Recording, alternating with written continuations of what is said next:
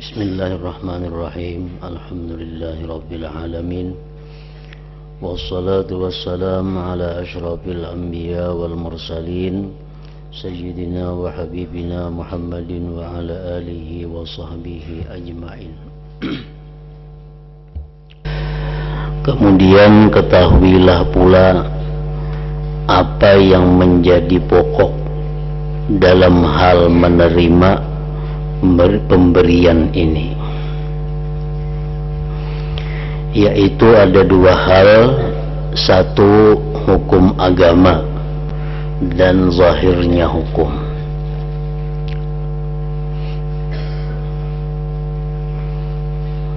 Dalam menerima pemberian bisa berpegang dengan hukum agama dan zahirnya hukum, agar kita terhindar daripada sesuatu yang disebut dengan fasik. Yang kedua, hukum wara, hati-hati, dan apa yang seharusnya memerlukan hati-hati. Jadi dalam menerima pemberian, janganlah terlepas salah satu di antara dua ini dalam menilai. Satu, bagaimana pandangan hukum agama, agar kita jangan tergolong orang yang fasik. Atau dalam menerima pemberian itu kita ambil hukum wara, agar kita menjadi orang yang saleh.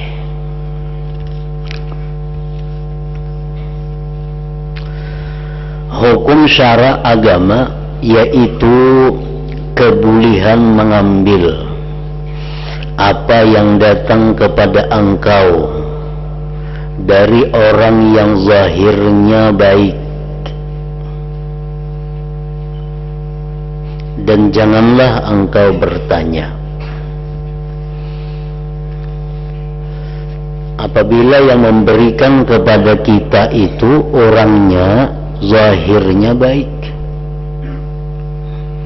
orangnya kelihatannya sembahyang berjamaah, orangnya kelihatannya menuntut ilmu, nah memberi kita,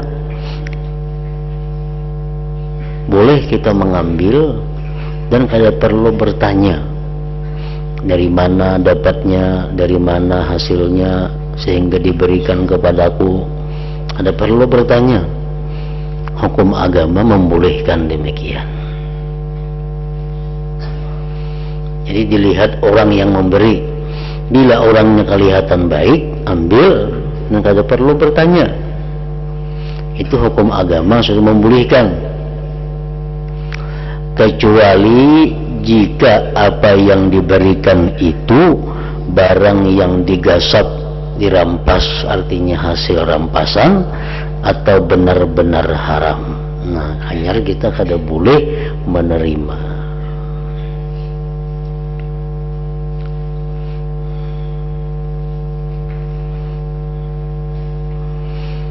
Jadi apabila kita memakai hukum syara, hukum agama tadi, maka kita kada akan jatuh ke dalam golongan orang yang fasik.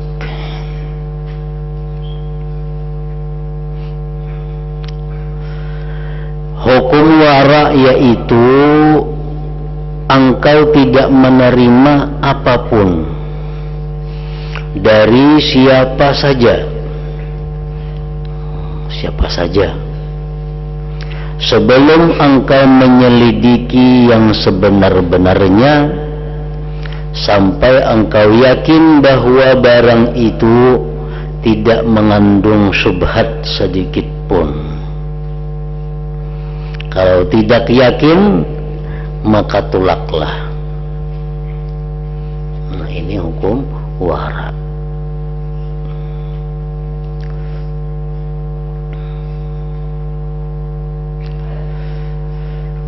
Siapa karena memberi orangnya, walaupun kelihatan orang itu baik, kita.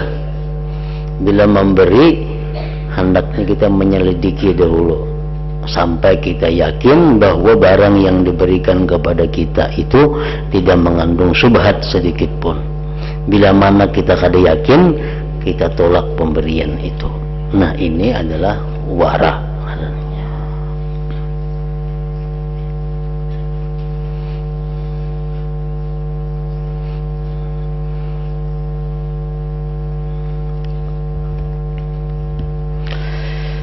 Aku benar-benar telah meriwayatkan dari Abu Bakar Siddiq radhiyallahu anhu, kata Imam Ghazali,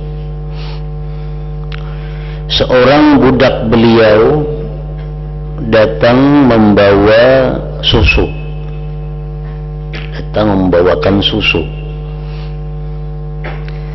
lalu beliau meminumnya. Budak itu berkata, biasanya kalau aku datang kepadamu dengan membawa sesuatu, tentu engkau menanyakannya kepadaku. Biasa pian betakon, di mana boleh ini? Kenapa engkau tidak menanyakan kepadaku mengenai susu ini? Ujar si budak itu pian biasa betakon di mana boleh, hanyar pian minum, pian makan, baru dijelaskan. Kenapa sekarang begitu ulun bawakan susu pian langsung minum, kada betakon-takon? Abu Bakar bertanya, bagaimana ceritanya? Kayak apa kan kisahnya nyari Abu Bakar yang dapat susu nang sudah ku minum tadi? Budak itu berkata, aku pernah menjampi orang di zaman jahiliyah. Zaman bahari lagi belum Islam, aku pernah berdudukunan, lalu berhasil. Sekarang orang nang di dukune ini tuh memberi susu karena ada jasa bahari ini. Mendengar itu Abu Bakar memuntahkan susu yang telah beliau minum, kemudian berdoa, ya Allah, inilah kemampuanku, sedangkan susu yang masih tinggal dalam uratku, dalam ututku, maka ku serahkan kepadamu. Nah, kisah ini menunjukkan keharusan menyelidiki apa yang hendak engkau makan. Jika memang engkau mempunyai renungan dalam hal wara dan haknya. Nah, padahal seandainya Abu Bakar tadi kada betakun, sidin minum, hukum agama kada melarang, karena budak sidin itu orang baik. Budak sidin itu orang baik. Seandainya sidin kada betakun, sidin minum, kada jadi masalah, agama kada melarang. Dan kadang menjatuhkan sidin kepada golongan orang-orang fasik. Nah, tetapi kalau hukum wara ini lebih berat. Hukum wara mesti menyelidiki dahulu. Nah, kalau sudah tahu di situ ada syubhatnya, ditolak, dikembalikan.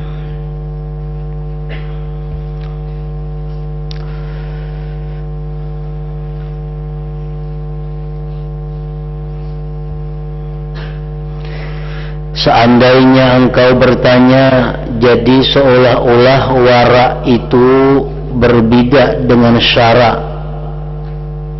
dan hukum syara. Seolah-olah belain wara itu dengan hukum agama. Hukum agama membolehkan, tapi wara kada membolehkan. Ketahuilah bahwa syara itu ditetapkan atas dasar membuat mudah dan membuat murah. Karena itu Nabi Muhammad sallallahu alaihi wasallam bersabda, bu'itsu bil hanifiyyati samhah, artinya aku diutus membawa agama yang dicenderungi dan mudah.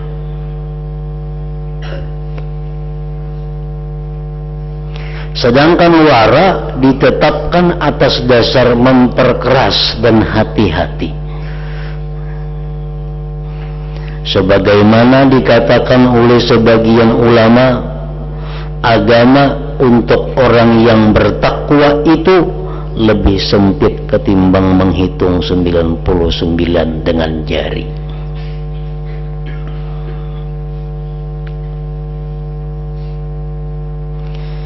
Jadi kalau hukum agama itu lebih mudah, lebih luas. Tetapi kalau lebih tinggi lagi naik kepada hukum wara, nah itu lebih sempit dan lebih berat. Kemudian ketahuilah pula bahwa wara itu juga termasuk syara. Wara itu juga termasuk hukum agama. Dan keduanya wara dan syara menurut asalnya adalah satu. Tetapi syara mempunyai dua hukum. Satu hukum boleh dan hukum lebih utama lagi lebih berhati-hati. Yang boleh disebut hukum syara, sedangkan yang lebih utama lagi lebih berhati-hati dinamakan hukum wara. Jadi meskipun keduanya berbeda, namun asalnya satu. Pahamilah ini baik-baik, semoga memperoleh petunjuk benar insya Allah. Jadi wara itu sebenarnya bagian dari hukum syara juga. Wara bagian dari hukum agama. Cuma hukum agama itu adalah untuk meluaskan, memudahkan kepada umat. Sedangkan wara ini bagi mereka-mereka yang menghendaki tingkatan tinggi, tingkatan yang lebih mulia di sisi Allah Subhanahu wa ta'ala.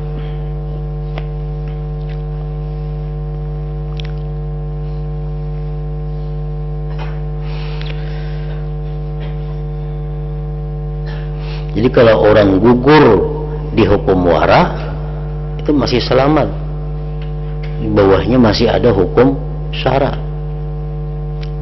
Misal kita gugur di hukum wara itu masih selamat, kan di bawahnya masih ada hukum syara. Tapi kalau gugur di hukum syara, nah ini jatuh kepada fasik, jatuh kepada yang tidak baik, jatuh kepada yang jahat. Jadi ibarat tangga pertama itu tangga hukum syara, tangga yang kedua tangga hukum wara. Orang yang jatuh dari tangga kedua gugur ke tangga satu masih selamat. Nah kalau orang dari tangga satu gugur ke bawah, nah itu akan membawa kepada celaka.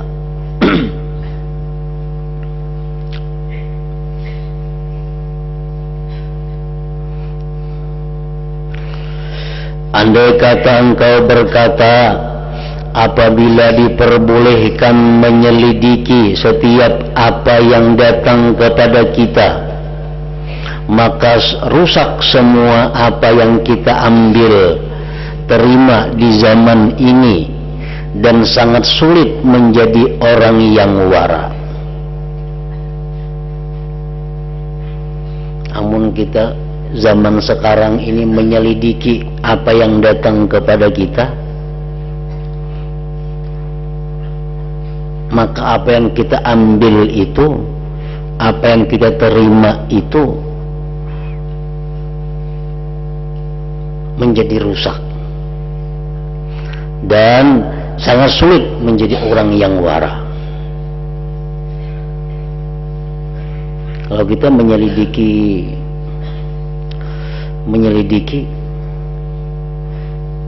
pengertian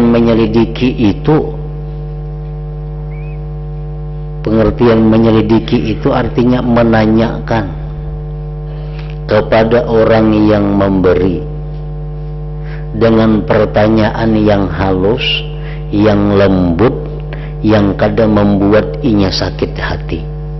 Nah itu pengertian menyelidiki.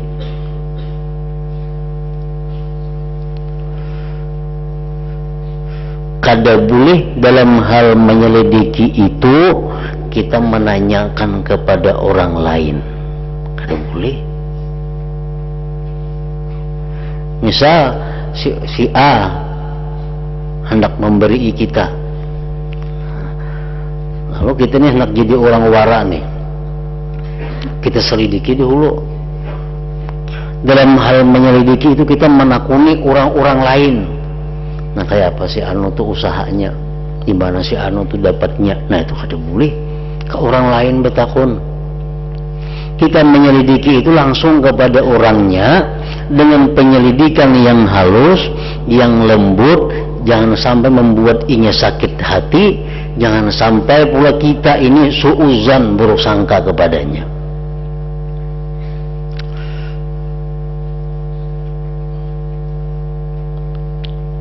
Jadi jangan diartikan menyelidiki itu mancik ke sana kemari, manakunakan. Nah, itu kada boleh, justru jadi dosa.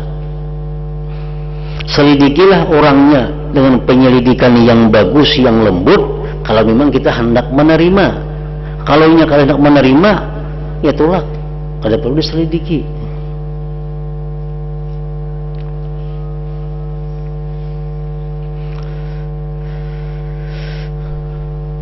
Nah, jadi ada yang berkata, kalau kita menyelidiki setiap apa yang datang kepada kita, itu rusak semuaan.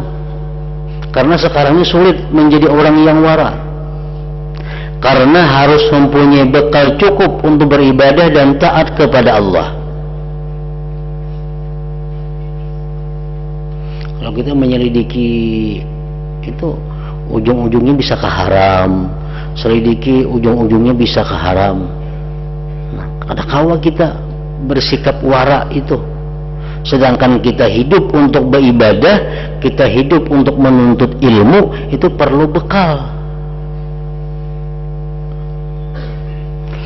Nah, maka ketahuilah bahwa jalan wara itu sangat sulit ditempuh.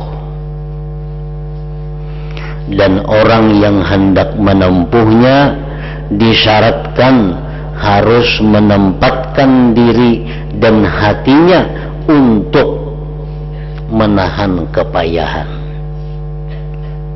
Kalau kita hendak mengambil jalan wara ini, kita mesti siap menempuh kesulitan, menempuh kesusahan. Kalau tidak, maka wara tidak akan sempurna baginya. Kita kada akan menanggung kepayahan, kesulitan, wara kada akan sempurna.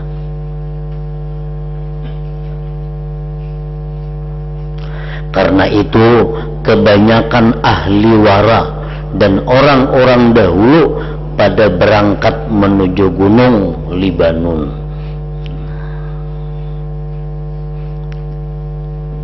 Artinya apa? Orang-orang dahulu bila hendak wara itu kada mau lagi diam di tengah masyarakat, kada mau lagi diam di kampung, inya hijrah, diam ke gunung-gunung, ke hutan-hutan belantara, lalu menganggap cukup makan rumput dan buah-buahan yang remeh yang sama sekali tidak mengandung syubhat.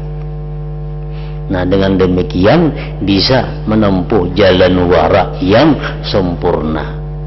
Sebab kalau kita hidup di tengah masyarakat, hidup di tengah kota, kita kada akan bisa menjadi orang wara yang sempurna itu.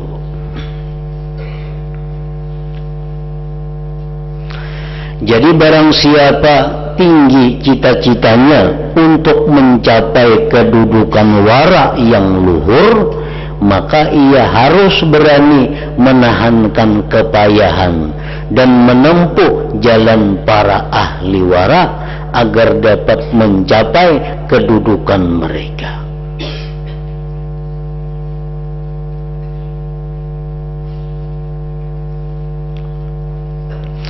Adapun jika ia berkumpul dengan orang banyak dan makan apa yang dipegang tangan orang banyak itu, maka hendaklah ia menganggap makanan tersebut sebagai bangkai.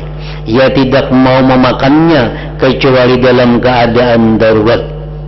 Kemudian ia tidak makan kecuali apa yang kira-kira bisa digunakan bakal taat kepada Allah, sehingga ia mempunyai uzur untuk memakannya dan tidak membahayakan dirinya. walaupun menurut asal apa yang dimakan itu ada syubhatnya, karena Allah Ta'ala lebih utama menerima uzur. Nah, artinya orang yang hendak menempuh wara yang sempurna itu boleh diam di tengah kota, boleh diam di tengah masyarakat, boleh makan pemberian mereka, tapi makannya itu hanya sekedar darurat. Kada boleh makannya itu untuk berkenyang-kenyang, kada boleh makan minumnya untuk bernyaman-nyaman. Jadi orang ini hendak menempati jalan wara yang sempurna. Hendaknya pergi ke hutan, makan rumput-rumput dan buah-buahan hutan yang kada ada ampunnya. Itu bisa. Atau kalau hendak hidup di masyarakat juga, hendak makan pemberian mereka juga boleh, tapi makan kalau sudah dalam keadaan darurat, minum sudah dalam keadaan darurat, dan kada boleh bernyaman-nyaman atau berkenyang-kenyang. Nah, sesudah itu dia minta uzur kepada Allah Subhanahu wa Ta'ala. Nah, jadi misalnya 2 hari sudah kada makan, awak asalamah, nah hanyar makannya kada boleh bernyaman-nyaman, kada boleh berkenyang-kenyang. Itu kalau juga hendak hidup di tengah masyarakat atau di tengah kota. Nah, ini bagi mereka yang hendak menempuh jalan wara yang sempurna. Kada boleh makan nasi baiwak, kada boleh makan nasi bakuah, makan nasi wara aja. Dan kada boleh kanyang, sekadar hanya kawa untuk beribadat. Minum kada boleh minum teh bagula, minum susu, minum kopi, minum banyu bermati, minum banyu putih. Itu pun sekadar untuk darurat, bukan untuk bernyaman-nyaman. Oleh sebab itu Syekh Hasan Basri berkata, pasar telah rusak, maka kalian hendaklah mengambil secukupnya bahan makanan yang berguna. Aku menerima cerita bahwa Wahab ibn al-Wardi rahimahullah ta'ala melaparkan diri sehari, 2 hari atau 3 hari, kemudian mengambil roti dan mengucap, ya Allah, Engkau mengetahui bahwa aku tidak kuat melakukan ibadah dan takwa kalau lemah. Jika tidak, artinya kuat tanpa makan, tentu aku tidak akan makan roti ini. Ya Allah, jika roti ini ada kotorannya syubhat atau haram, maka janganlah kiranya Engkau menyiksaku karenanya. Kemudian beliau membasahi rotinya dengan air lalu memakannya. Berapa dulu sehari, 2 hari, 3 hari, sampai lemah awak ada kau lagi sembahyang, hanya makan roti dicacat pohon banyu. Itu pun beruzur kepada Allah, andai kata roti ini ada syubhatnya atau haramnya. 2 cara ini menahankan kepayahan dan menyabarkannya adalah untuk tingkatan tinggi dari ahli wara menurut apa yang kau ketahui. Di wara itu macam-macam tingkatannya. Ada disebut orang wara adilin, wara orang yang adil. Nah, wara orang yang adil ini ia yang memakai hukum agama yang disebutkan tadi. Wara adilin artinya wara orang-orang yang adil. Bila di sini kada jadi pasik inya. Nah, wara adilin ini ia boleh mengambil, menerima dari siapapun selama dia lihat orang itu baik. Dia boleh mengambil dari siapapun selama dia tidak yakin bahwa barang ini haram atau syubhat. Nah, itu wara adilin. Yang lebih tinggi ya wara salihin. Ia kada akan mengambil kecuali sesuatu yang ia yakini halal. Kalau sesuatu itu dia ragukan, dia menolak. Nah, ini sudah sulit.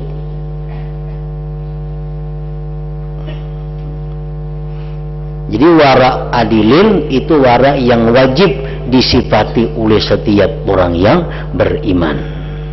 Wara adilin wara yang wajib disifati oleh setiap muslimin.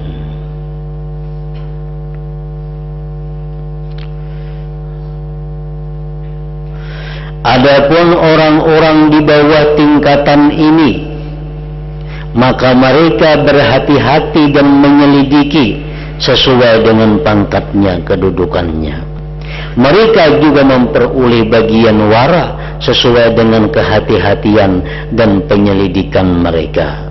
Sesuai dengan kadar kepayahan mula engkau memperoleh apa yang engkau harapkan. Allah Ta'ala tidak akan menyia-nyiakan ganjaran orang yang membaguskan amal. Dia maha mengetahui apa yang diperbuat para hambanya.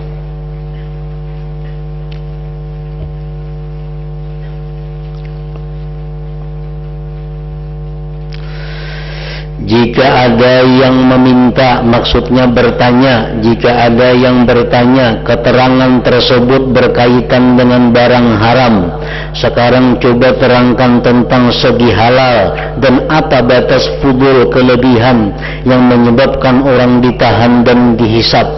Berapa ukuran yang dapat diambil hamba sehingga bisa dianggap bertata kerama dan tidak fudul, lagi pula tidak ada penahanan dan hisab. Kalau nang haram itu jelas sudah bahaya. Kita mengambil yang haram jelas sudah disiksa.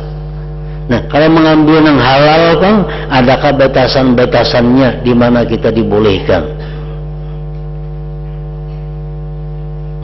Orang berusaha dengan jalan haram itu sudah jelas membawa siksa di hari kiamat. Kalau kita berusaha mencari rezeki dengan cara yang halal, adakah batasannya supaya jangan dicela, supaya jangan ditahan di hari kiamat?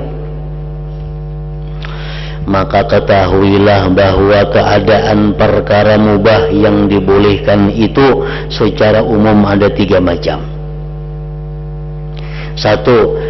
Jika hamba mengambil mencari harta mubah dengan maksud membanggakan diri, memperbanyak dan ria, maka mengambil mencari harta semacam ini adalah pekerjaan munkar yang menurut zahirnya dapat menyebabkan penahanan, hisab dan dicela dan dijelik-jelikkan. Pekerjaan tersebut adalah munkar dan jelik yang menurut batin pekerjaannya, yaitu memperbanyak dan membanggakan diri, dapat mengakibatkan masuk neraka.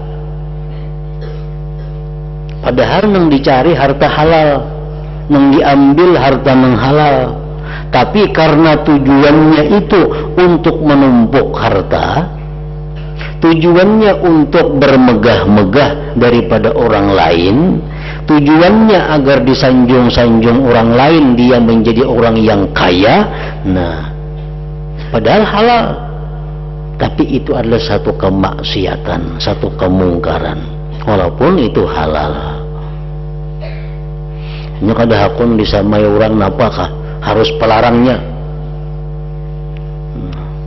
pakaiannya, kendaraannya, rumahnya, apapun yang ada hakun mesti paling hebat daripada orang lain. Bila ada yang sama dibuangnya, yang jalan hanyar pulang nang kata samaannya. Walaupun berusaha halal, tapi tujuannya untuk membanggakan diri, untuk mengharati pada orang lain. Nah, ini haram. Padahal halal. Maksud yang demikian adalah maksiat dan dosa berdasarkan firman Allah Ta'ala, innamal hayatud dunya la'ibu wa lahu wa zina. Artinya, ketahuilah bahwa hidup di dunia adalah main-main, permainan dan hiasan. Sampai dengan firman-Nya, wa fil akhirati azabun syadid, artinya kelak di akhirat akan menghadapi siksa yang teramat pedih. Rasulullah SAW bersabda, man talabad dunya halalan mubahiyan mukafiran mubakhiran muraiya laqiyallaha ta'ala wa huwa alaihi ghadban. barang siapa mencari dunia yang halal untuk bermegah-megah, berlomba banyak, saling membanggakan, ria. Nah, ria minta lihati orang, minta nilai orang, maka ia bakal bertemu Allah sedangkan Allah murka kepadanya. Jadi ancaman Allah berhubungan dengan maksud hati hamba. Padahal usahanya usaha yang halal, pedagang beras, pedagang baju, pedagang pakaian, kan halal gitu. Cuma tujuannya itu.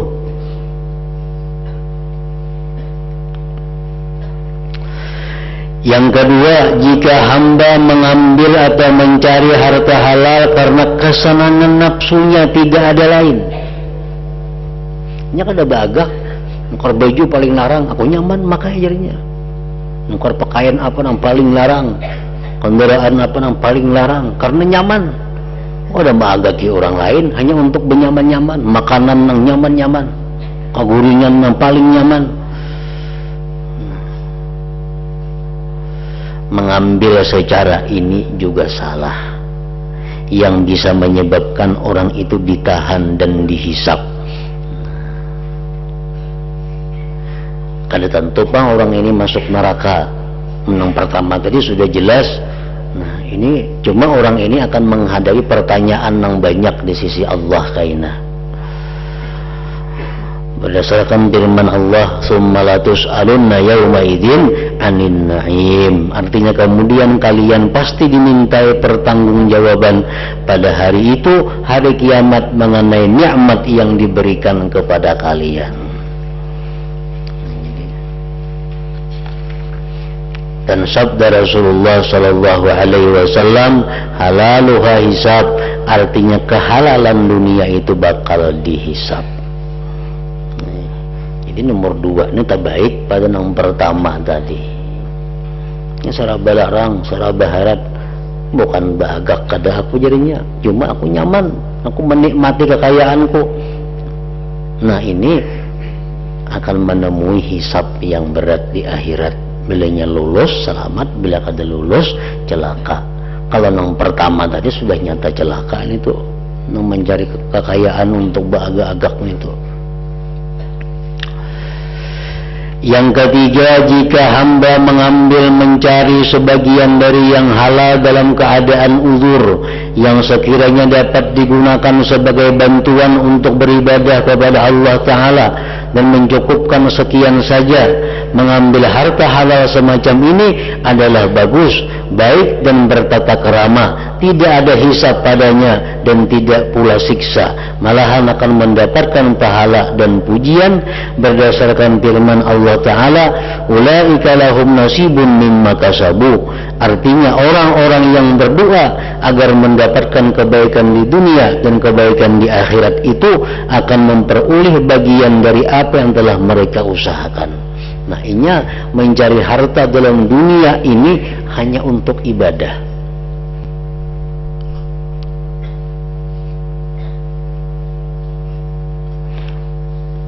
Mencari nang halal digunakannya untuk beribadah.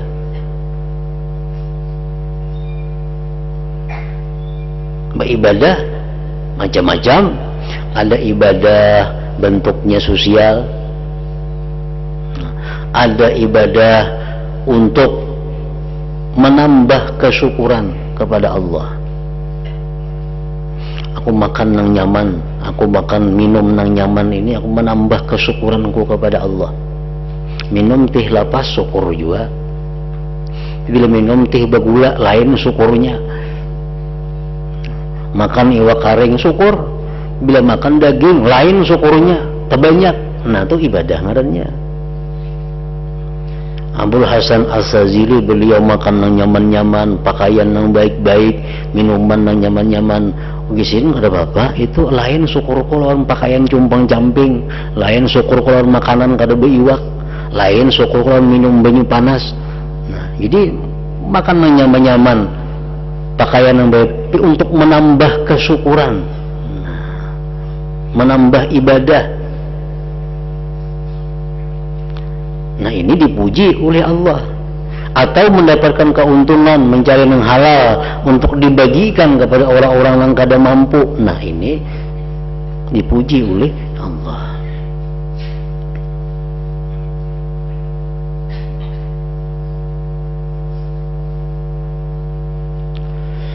Dan sabda Rasulullah SAW, man talaba dunya halalan isti'fafan 'anil mas'alah wa ta'attufan 'ala jarihi wa sa'yan 'ala iyalihi jaa'a yaumal qiyamah wa wajhuhu kal qamar lailatal badar. Artinya, barang siapa mencari dunia yang halal lantaran menjaga diri dari meminta karena balas kasih kepada tetangganya dan berusaha untuk keperluan keluarganya, maka nanti pada hari kiamat ia akan datang dengan wajah cemerlang bagaikan bulan purnama. Nah, orang mencari harta yang halal, memperbanyak cari harta yang halal, tapi tujuannya adalah ibadah, itu datang hari kiamat wajahnya seperti bulan purnama yang cemerlang. Hal ini disebabkan orang tersebut mempunyai maksud yang terpuji bagi Allah Ta'ala. Inilah keterangan yang penting, pahamilah. Nah, kemudian umpama ada yang bertanya, apakah yang menjadi syarat mencari perkara mubah? Hadratin Nabi sallallahu alaihi wasallam. Al-Fatihah. A'udzubillahi minasyaitonir rajim. Bismillahirrahmanirrahim. Iyyaka na'budu wa iyyaka nasta'in. Ihdinas siratal mustaqim. Bismillahirrahmanirrahim. Alhamdulillahi rabbil alamin. Wa shalli ala sayyidina Muhammad wa alihi wa sahbihi ajma'in. Allahumma ighfir lana ma akhta'na wa ma tahammadna wa ma asrarna wa ma a'lanna wa ma asrafna wa ma anta alam bihi minna. Antal muqaddimu wa antal muakhiru, la ilaha illa anta. Allahumma anfa'na bima 'allamtana wa 'allimna ma yanfa'una wa zidna fahman wa ilman wa amalan wa hudan wa taufiqa bi rahmatika ya arhamar rahimin. Sallallahu ala sayyidina Muhammad wa alihi wasallam. Alhamdulillah.